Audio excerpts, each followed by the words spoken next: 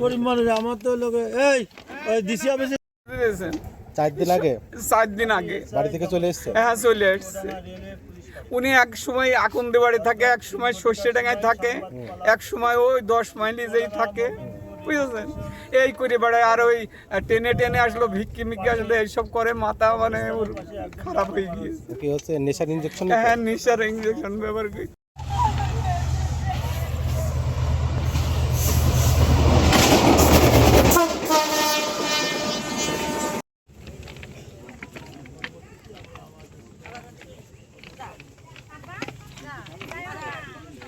চন্দ্র বসু চৌডাঙ্গা রেলে পুলিশ ফাঁড়ির ইনচার্জ হিসেবে কর্মরত আছি।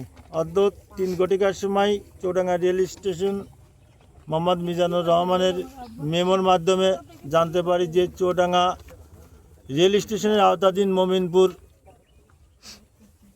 কবরস্থানের পাশে একজন লোক ট্রেনে আঘাতপ্রাপ্ত হয়ে রানওভার হয়েছে।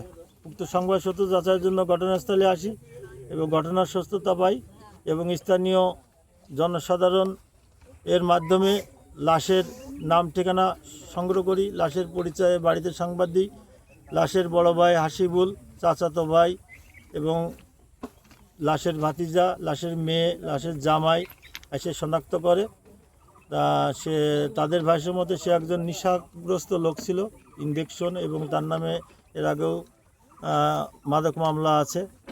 আর সে তার কোনো সন্তান, ছেলে সন্তান নাই এবং স্ত্রী নাই, সে ভবঘুরের মতো নিয়ে বেড়াতো আর কি।